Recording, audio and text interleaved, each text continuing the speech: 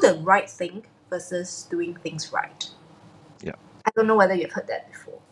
Do the right thing versus doing things right. Yes.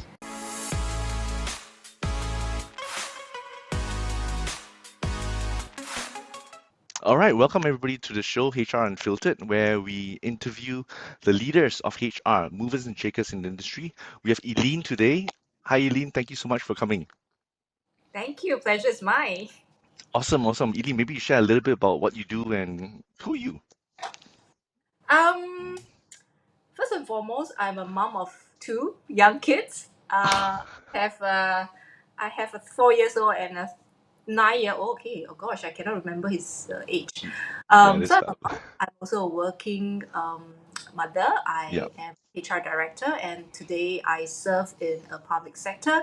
awesome. Prior to this, I also had many years of experience working in the tech consulting industry as well as at e-com. So rotated across different HR function.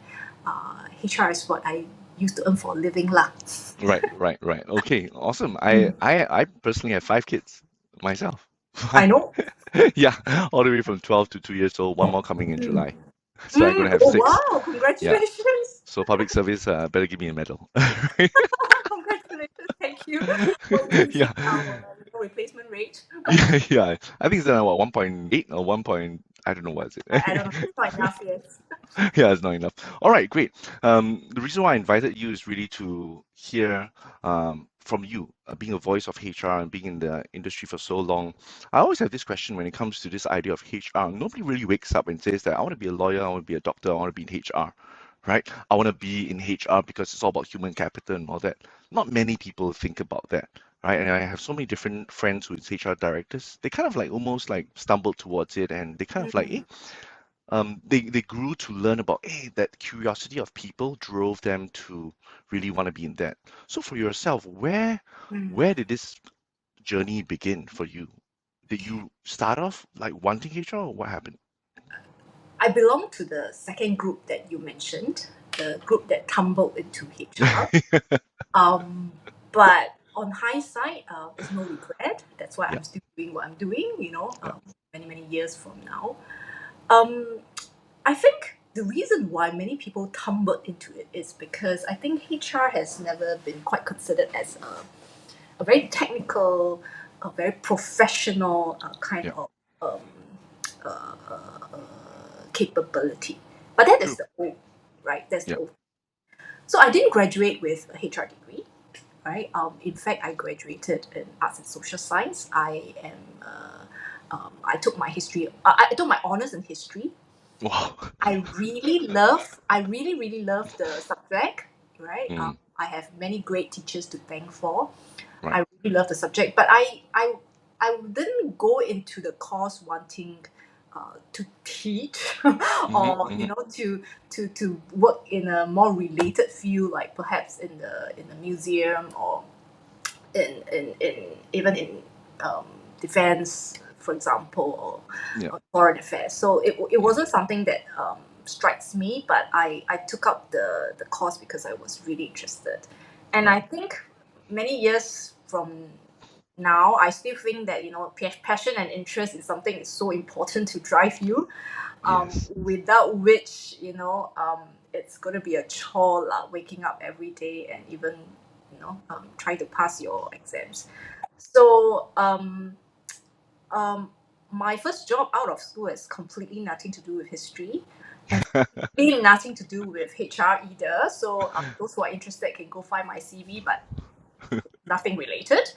Okay. Um, but um, but later on, I had this opportunity to handle recruitment for a Hmm. very interesting um, uh, group of people. Right, Okay. so I had to recruit for cabin crews. Right, so was that was my first array into HR. I would say recruitment. So cool. Yeah, it was very cool. Yeah, and as a 25 years old, it was absolutely the coolest thing on earth. So I had a very cool job there. So one thing led to another. I joined a headhunting firm. Mhm. to that because I thought that, hey, I'm pretty good at doing hiring. I'm pretty good at advising people what their career would look like if they join our Mm. organization. I'm pretty good at dissecting their interests, their passion, their strengths, um, their keenness to do certain things. So recruiting was my first foray into HR, and I still believe that I have that recruiter in my heart. So I'm very, very open to talking to people. I'm the kind who, when you grab, I will always talk to the driver, Mm. um, and make a lot of friends. Okay. Help to pull a lot of dots along the way. Right. So yeah, that was how I got into HR. That was how I got into human capital. Subsequently, I got into MNC and rotated across, had a great opportunity to rotate across different HR functions. And yeah, that pretty much leads me to where I am today. Awesome. Wow. Very colorful story. Extremely colorful story. I So think when I was yeah, so young, I think a lot of people, even if I look at my team today, yeah, not many of them actually has a sort of like a HR degree. yeah, They didn't at 17, 18-year old decided they don't want to be a HR professional. But I think the profession really grows in you, right? yes, And yeah, it grows in me because when I see the impact that I have done yeah, to the career of one individual, mm, and the type of changes that the person has made to accelerate his career within the organization, the kind of coaching, yeah. just that interaction really drives us. Yes, I think that's what makes us feel excited about coming to work, creating that human capital impact in the organization. Yeah. I think for me, when it comes to this idea of what you just shared, it's really the the affinity towards that curiosity of human beings, why they tick, what, where can I place them, that Yes. they are going to be at their best. I mean, I always give this analogy when I'm coaching leaders. For your team, there are eagles and ostriches, right? So if an eagle, you ask an eagle to run, something is wrong. He can do Yeah. it. He takes 5 hours, and ostrich takes 1 minute, for example. Yeah. But there's something wrong there. And sometimes it's the idea of HR that we can shed light to them and say, hey, maybe this role, you can explore this other role and helping Yeah. them to discover themselves. And that's the beautiful thing about HR, where we're just very curious about people, why people think in a certain way, why people tick in a certain way. And yeah, most of the people just stumble into HR. They don't have a degree in HR. It kind of Yeah. like grows on them. It grows on them. Of course, you have that functional capability and competency that you Yeah, need to know, right? Whether it's your laws and regulations, your yeah, policies, um, your disciplinary kind of SOPs, those you need to know, right? And I would say that those are your foundation, right? If you don't know, then you will be questioned in terms definitely. of your credibility as a HR. But beyond that is that wanting to, like what you mentioned, link all the dots, Yes, right? Seeing where people are best placed at yes, and be able to witness their growth. I think that sort of excites me. And when I see that, hey, when I move this person, that's the kind of different behavior that you yes, see. Wow, yes. that's just amazing. Yeah. Yeah. So layman terms, we kind of call it like they feel fulfilled at work. Yeah. Corporate terms, we call it engagement. There are a lot more, right? Yeah, engagement, retention.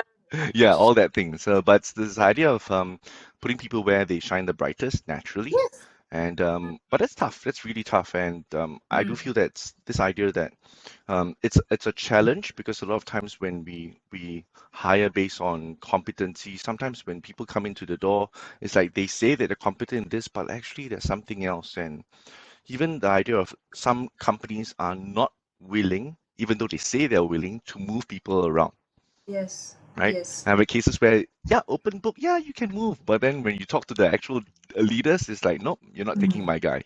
So it's Mm. almost that that There's a we tension. are yeah, we're pushing for something, but yet the leaders themselves, upper management and all that, they kind of like they have a certain way of looking at things that's different.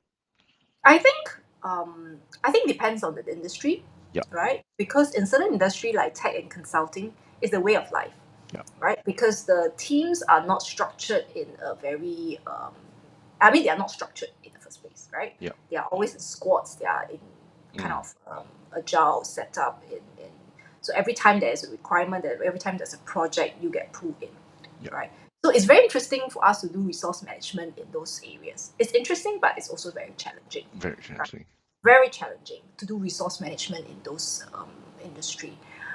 But you have the more traditional setup whereby you report to somebody report Yeah. and you tend to be very defined in your job Yes. scope, right? So those are the more traditional setup whereby that kind of situation Yeah. may happen.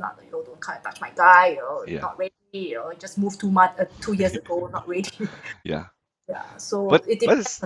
it's sad, right? Because the idea is that if they don't find that fulfillment there, they'll find Oh, fulfillment somewhere else. your notice period is just 2 months Yeah. or 1 month. Exactly. So Yeah. that's why this whole area of retention is so important. And sometimes it falls into HR side and where leaders actually need to take that role and take that leadership for retention. It's not just about, oh, just talk to HR about anything. So I just want to find out from you, like, when it comes to this, there's so many learning lessons for you when it comes to being a leader in HR, right? What are some that you've gone through that made you that leader that you are right now? I remember one of my mentor, on the first day that I joined the organization, I actually Okay. observed her running a workshop, and she Mhm. said this. Let me rethink because it's a bit. Do the right thing versus doing things right. Yeah. I don't know whether you've heard that before. Do the right thing versus doing things right. Yes. Yes, because as a in HR, quite a number of things are governance based, right? You Yeah. need to create a structure, you need to have policies, and you need to make sure that there is equity and Yeah. transparency. So you always Hmm. you always need to make sure that um, you do things right. Yeah. But because HR is about people, right? So Yes. there are unique circumstances, there are differences in context. Yeah. So sometimes you have to make the decision whether you want to follow the policy, which Hmm. is doing things right, Yeah. or you want to do the right thing for Yeah. that person Mm. at that point in time. So I thought that left me with a lot of thinking, and every time I meet up with very challenging or um, conflicting situation, I will think Mm. about this. Am I trying to do things right, Yeah. or am I doing the right things for the person and for the organization? Yeah. So that's one of my teachings, Right. Right. or a I, teaching that has impacted me a lot. yeah. I hope my mentor is listening to this. Please forward it to your mentor. I will. I think this idea of it's the same when it comes to, I mean, when I hear Singaporeans sometimes complain about government policies. So that's the idea that there's always this there's always this tension between standardization and customization. Mm. Standardization is for the policy, but there's customization, there's unique context where if you do things that is right for that person, you get social equity, you get this whole Mm. idea that that person knows that you see them as a person, not just as a number, and that Yeah. goes a long way, many, many miles more. Oh, it goes a long way. It goes a long way. And so sometimes the idea that, yeah, that standardization is something that it's there to safeguard most of the things, maybe 80%, 70%, but the 20% and 30% of leeway where we can do really certain And things that yeah, and Jason, you know why? Because empathy goes a long way. exactly, exactly. Yeah, yeah. It goes a So long way. yeah, Yeah. yeah. So Thank you. Thank. there was another thing that I wanted to share with you and also whoever is listening about Mm, is this topic about vulnerability in leadership. yes. I'm not sure whether I'm jumping around, but I'm very sorry if I am. But No, if you but it's a ask big me, thing. It's a very big thing. Great it's thing. a very big thing, and Yeah. I'm not saying this because it is a big thing, but I'm saying this because these are the two things that have impacted Right. my journey. The first one is what I have shared just now, Yeah. doing things right versus, doing the right Yeah. thing. Um, the second one is really about this whole idea about vulnerability in Mm, leadership. How it's not about right or wrong. It's not about weak or strong, Yeah. but it's about having that courage, Yeah. to show up, right? Even if you don't know what's the outcome. Yeah. That's extremely important, right? Because I think as leader, we always feel that we need to know everything. Mm. We have this Yeah. burden to say that, we are right at the front, we need to know everything, we need to solve the world's problem, you know. Yeah. But I I don't think that's the right mentality to Yeah. groom our next level of leadership, because a lot of them will look at us and say, no, no, no, I don't want to be in your position, Yeah. because I cannot solve the problem, I don't think I can do that. But I feel that sometimes, and many times, I don't have all the right answers. I don't Mm. even have an answer.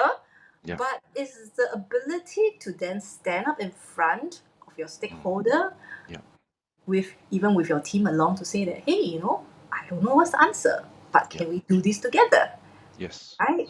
You tell Yes. me what you think, we tell you, and we co-create a solution. Right? So I think that vulnerability, I have never seen it as a show of weakness, Mm. right? But it's more of a show of courage, and it's Yeah. more of a show of wanting to collaborate. So I thought that's something that has been quite impactful to Yeah. me, Yeah. when I look at some of the leaders that I've worked with, um, and how that has rubbed off with me as well. Yeah. So I just wanted to share that as well. Yeah, big, very big thing. It's definitely a buzzword, but it's also the Mm. idea that we're going back to being a human being, Mm. right? The idea Mm. that leaders have all the answer now. We don't have all the answers. Actually, we never had all the answers. We just appeared of that show of strength. But the idea of vulnerability helps open up that atmosphere in the team Yes. where people start to also be vulnerable. And the beautiful thing Oh. about it that if you're not vulnerable as a leader, then most of the people around you will start to cover up because Mm. they think that that's a show of strength. Never say something that you don't know. But if the Mm. leader can do that, then actually you are creating that atmosphere of vulnerability, which which feeds into this idea of trust. That means we can open up even more, Yes. and it's okay that we don't know. Yes. And you build that loyalty too. Exactly, exactly. Because we really don't have all the answers, and because Mm. if we're up there, we need the people on the ground to be able to share with Mm. us, and their insights sometimes is so much more powerful than what we see up there. Yeah. I remember very clearly, one of the incidences that I think will forever leave a mark on me, Okay, was when I was partnering a very senior business partner, okay, and there was a case whereby we need to reprimand mm, one of her very, very top um, leader, I would say. right, okay, And I think the whole case was very challenging, very, very tricky, and very emotionally draining. hmm, We had to do what we had to do. yeah, But at the point where we shared the outcome to the individual, the leader that was sitting beside me um, was actually suppressing her tears. okay, Yeah, because I think it was very, very emotional for her yeah, to see that one of her best people is yeah, being reprimanded this way, yeah, but she understands that it has to be done. mm, So at that moment, I thought, completely you earn the trust, yeah, completely earn the loyalty. Yeah. yeah, So I could yeah, still see that very strong connection between the two of them until now. mm, And I thought it was such a very commendable thing. I know she definitely didn't engineer thing, or yeah, didn't do this on purpose, but it's just such a real outflow of emotion, but yet of um, that leadership, that I don't know how to explain it, but she wanted to do so much for the yeah, person, but she can't. yeah, But she told the person that, this is what you have to do. I will guide you along, but we need to go through this phase. Yeah. mm. So it was very memorable. Yeah, sounds super impactful. And I think that, Mm. yeah, the relationship was strengthened because of Yeah. these things. I think Yeah. as human beings, when we start to show up and we show up as who we are, and we don't know, Mm, there was this whole idea mm, of one of the most difficult phrases to say as a leader is "I messed up," mm, right? And just taking it and taking the full brunt of all the resources wasted and all that, and just saying that I messed up really opens the door to everybody else saying that, yeah, um, let's be a little bit more vulnerable, let's be a little bit more open. And if my mm. leader can do that, then I can do that as well. And it cascades Yeah. down as well.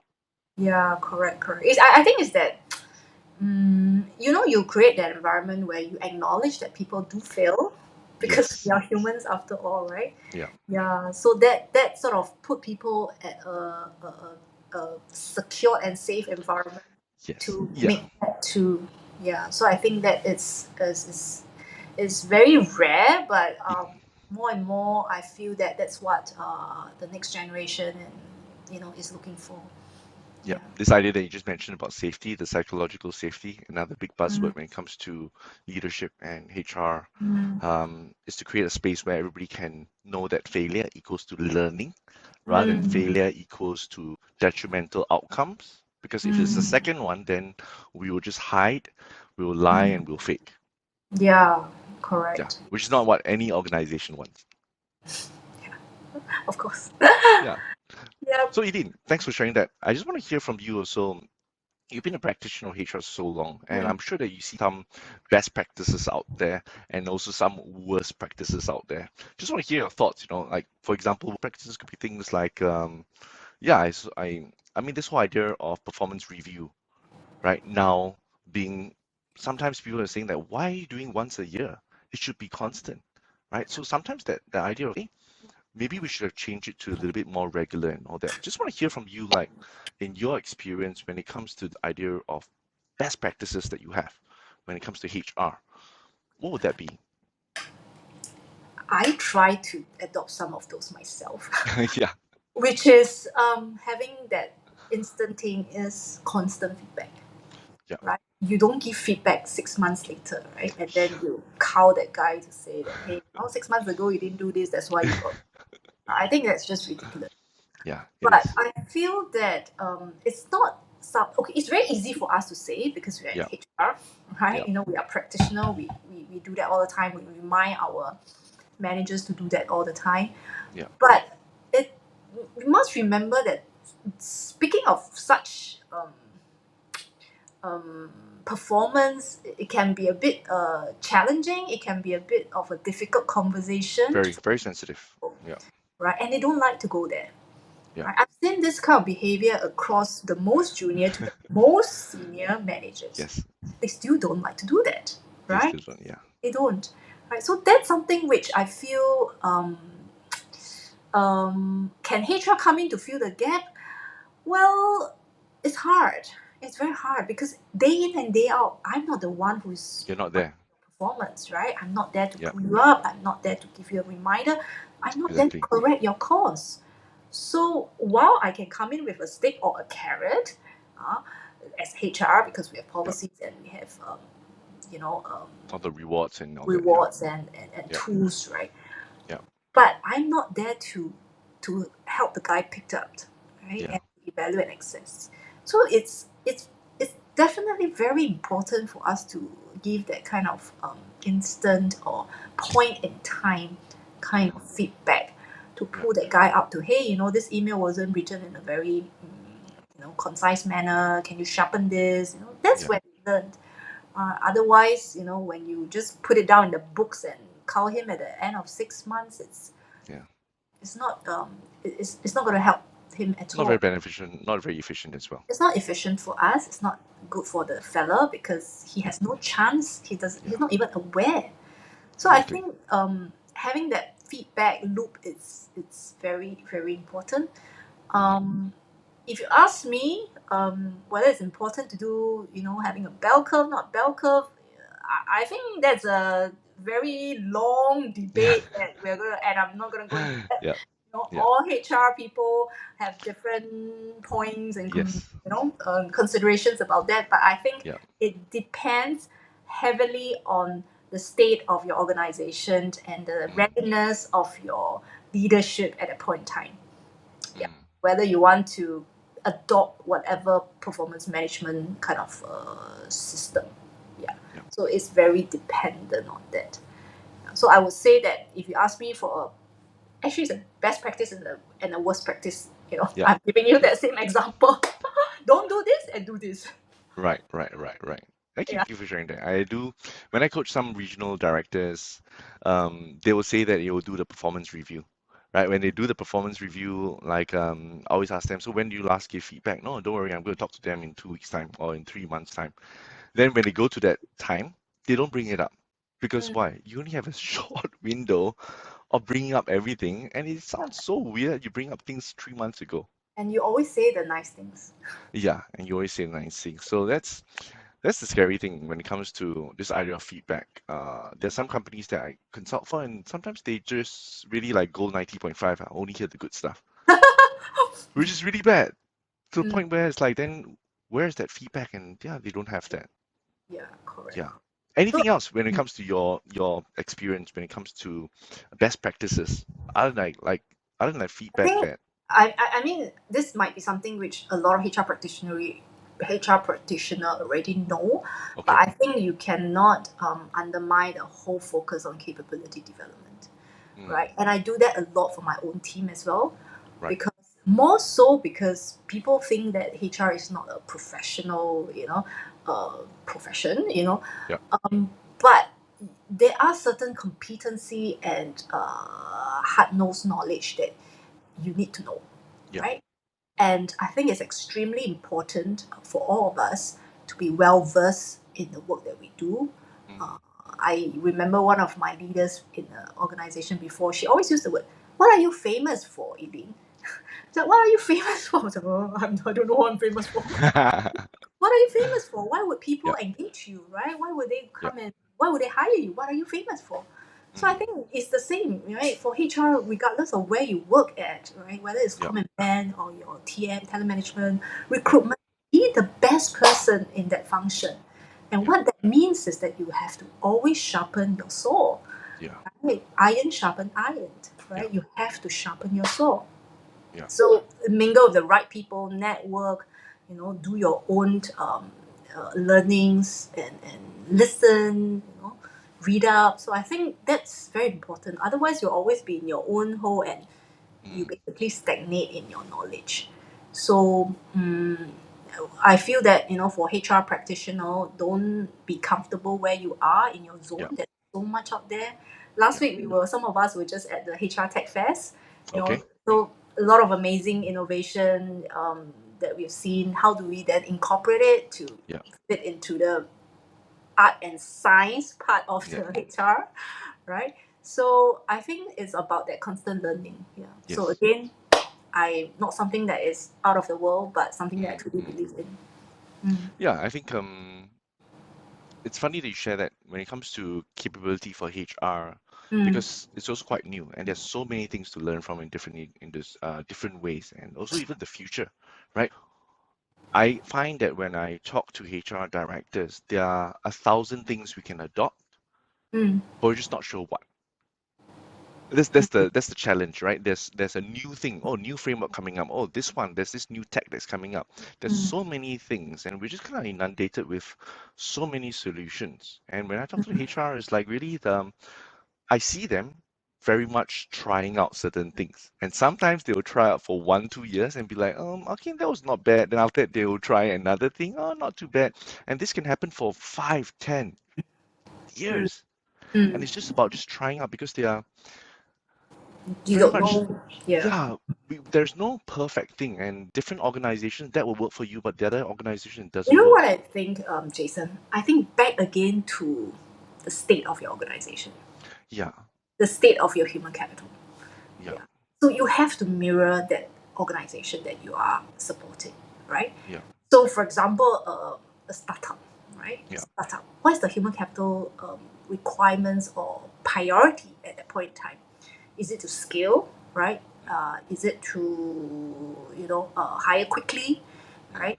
So those so your priority, your HR projects, your should be there. digitalization would be targeted to solve Yeah, those problems, right? Yeah. But if you look at some of the others, like more established MNCs, right? Yeah. So what are their problems, right? Is it about renewal? Is it Mm. about succession? Then maybe your solution will be tackle. It will be able will allow you to tackle more of Yeah. those. So it depends on the first of all, of course, your state of your organization and what are your organization priorities relating to human capital at that point in time. Yeah. And I think that should always be your North Star. Yeah. I have a question, very interesting question, Mm. because as HR, we want to be able to implement certain things. So we come up with, we go and we see so many different solution providers out there, and then Mm. we say that, okay, I think this is good for our organization, and upper management gives green light, right? Mm. However, upper management sometimes doesn't align to it and sees it as HR, you drive it yourself. And that's where the big disconnect comes, where it's like, okay, HR is pushing it, but if my leaders don't even care about it, then how? There's a book that I was reading. I'm looking out at my bookshelf. I can't find it now. It's called it's the Power of Moment. The Power of Moments. You know that book? No, In no, it, there sure. was this line that says, if they don't, what is it? If they if they don't believe it's their problem, Yeah, they will not buy your solution. Something like that. Something along the right. line. If they don't believe that it is their problem, Their they would problem. buy the solution. I'll give you the line later, the correct Sure, line. sure. It's a lot more impactful. Right. But basically, it means that if your leaders doesn't see this as their problem, if they Yeah, feel that it is not in their, in their horizon, there are yeah, bigger fish to fry, yeah. no matter what solutions you present to him, Exactly. it's not going to work.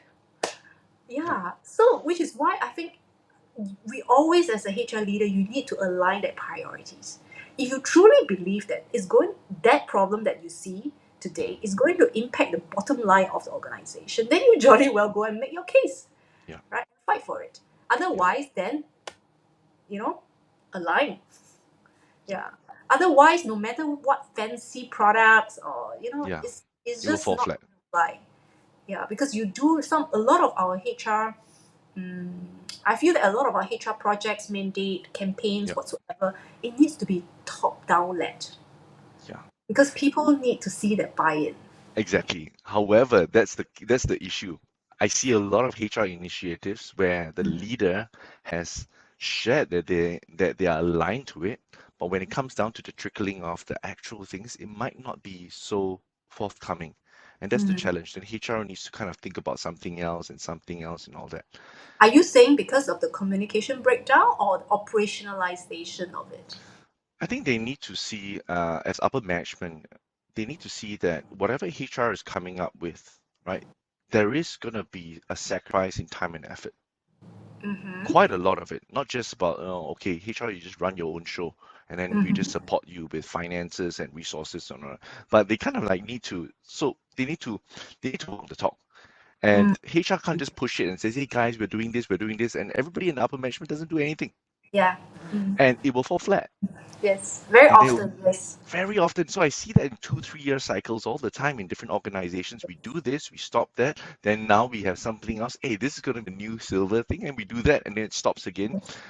No, it's just that I don't know. Is it the bandwidth that they have, or is it priorities? But I see this disconnect, and this will just keep happening. You can buy the best software. Mm. Last week, if you went there, you can buy the best software and then say, okay, we'll do this. But then upper management doesn't do it to senior Mm. management. Senior management won't do it to middle management. HR will be like, hey, have you done it? No, I haven't. Does your boss Mm. do it? No, he doesn't. Then it Mm. just be okay. 3 years time, Yeah. we'll do something else. And that's the Yeah. challenge. Yeah. That investment needs to be there, and that cascade needs to be there. Yeah, yeah. Yeah, correct, It's correct. painful, It's very not painful. easy. It's very painful because like what we have earlier shared also, right? That a lot of people feels that HR is just for HR, right? Yeah. Otherwise, what do you do, right? That's a great job, right? Yeah, yeah, yeah, But yeah, but the thing is that people, right? People leave their bosses, yeah. Not not the organizations. organizations. Yeah, Yeah, I think that's a perennial truth, right? big time. So big time, yeah. So again, if you feel that you can outsource everything to HR, then you are Yeah, very, very wrong. yeah, Yeah, yeah, I'm afraid so. Yeah, we are here as, as your business partners. We are here Yeah. as your recruiting partners. We help you find the right talent and Yeah. fit them into the organization. But day to day, you do need to pay Mm. attention. Um, Pay attention to their growth and development. They are Yeah. humans, they're not machine that you just bought. Exactly. Yeah. I always, in my mind, I always think about HR. Sometimes the organizations see them as nannies, right? If you do the work, it's okay, everything is fine. If you once has some issues, then okay, you go to your nanny, and then let nanny talk to you, then come back again. When actually you're relinquishing that responsibility, which should be you. Yeah. Yeah. So we play a nanny role, unfortunately. Until that Yeah. changes, But yeah. I always tell whoever is listening to me, I only have 2 kids. Yeah, That's enough. exactly. Right. So, Eileen, one more last question. I'm always very curious about the future of HR, the future landscape, what's going to happen. And there's this shift about, this great resignation, this whole idea of people now, long time ago, people are so about loyalty, it's about security, it's about paycheck. Now it's about purpose, it's about job hopping and all that. And it's going to be very different. Even now, the university degrees, when I think about it, it's like, hey, in 5 years, you don't even need that degree. You just give a good portfolio of what you've been doing, and you go there, maybe you're hired. And that could be even better to a hiring manager than you having that degree because that rubber didn't meet the road yet. So I Mm. just want to hear from you, like, if there's one take in terms of the future of HR, I what think what should we look out for? mm, mm, I actually have two thoughts about this. The Okay, first go for one it. is what you mentioned about the Great Resignation, and I think Yep, lots have been spoken about it, and yep, I'm not going to turn to it. But I think what is required of us in HR is a lot of change management, yeah, right? Because of the way that things are running, people come and go, yep, leaders come and go. You have a lot of people. There's a lot of churn and there's a lot a of lot. people movement. Yep, How then do you make sure that there is continuity in the work that you do, and that at any point in time your onboarding is swift, it's very efficient, yep, gives you exactly what you need at that point in time, yep, and then you just move on, right? mm, So that revolving door culture, yep. we used to call it revolving door culture in my generation, like it's a very negative thing, right? But now it's called Normal. big, it's called sprint, it's called agile. So Yeah, I think it's all about your lens at which you look at things, right? yeah, When people move around, I think they get ideas quickly, yeah, they get exposure faster, and mm, they are sort of forced to maybe exercise a different muscle, right? yes. So I thought that's not necessarily a bad thing, right? Exactly. It's not. But it's not, right? But we are not talking about cradle to grave, Yeah, but really what then is the responsibility of HR? I think it's then to make sure that when a person comes through your door, yeah, whether it's 1 year or 1 month, you make the best out of that person, yeah, right? So that is what I thought will be the additional mm, expectation for us as HR to be very nimble, yeah, right? Whether it is to find person quickly or to train the person quickly or to engage the person quickly, yeah, everything has to be done at a very nimble speed. Yeah, so that's the expectation that we have. The mm, second point that I wanted to make and on reflection is also that mm, we often talk about HR as the intersection of art and science, mm. right? Um, I you, like that. yeah, you can't do HR purely as art. Then you are Yeah, just too, emotional and too feely. Yeah, yeah, too feeling, right? But at the same time, if you look at just data all the yeah, time, right? Be it people analytics or you just human analytics, that is not that will probably means that your work can be replaced by a robot, mm, right? But the core of HR is really how you use some of this data yeah, to make people-centric um, decisions, yeah, programs, policies mm, to improve the way that we work. mm, So I thought that the intersection of people yeah, and data, the art and mm, science of HR, is going to be even more urgent even more critical in the days to come. I think COVID pushed us a lot to the right side, where we talk about analytics, data, because talk about hybrid work, right? So Yeah. all this technology, HR technology that helps us to work more efficiently and effectively. I think the last 2 years we have seen a boom in that Yes. angle, and whether we like it or not, we Yeah. just being pushed there. Yeah. But I think let's not forget the art part of it, which is the Yeah. human factor, right? So I think all HR will need to find a good equilibrium when you look at these two components, because that is the essence of HR. It's the essence of human beings as well. Yeah. We are fully made out of both sides, the emotional and Correct. logical part. Exactly. All right. Thank you. Thank you so much. All You're right, most Eileen. welcome, Jason. Thank you so much for your time, Eileen, and sharing all these things. This whole idea of uh, being a voice and really sharing certain things about HR that is just some of the things just emphasizing, which is really important. But the other things is the idea that we are in a landscape that's going to be very, very, very dynamic. I mean, this whole idea of human capital moving around so much, right? How do Mm, we be nimble so quickly mm, while there's so many solutions out there? Which solution is the best thing? And I think it's like if I'm in HR position, I'll be like, wow, just inundated with solutions. Whether or not my upper management has that buy-in, because they're still focused on that strategy and business and all that. And my hope is that HR just really, really comes into the foreground where we make business decisions based on the human capital we have as well, and it runs together. mm. Yeah. All right. Thank you so much, Eileen, for your time. Really appreciate this chat. And for those of us here who are listening in, do stay tuned for more HR Unfiltered, where we talk to leaders, movers, and shakers of the HR landscape. Thank you so much, Eileen. Thank you. Thanks, Jason.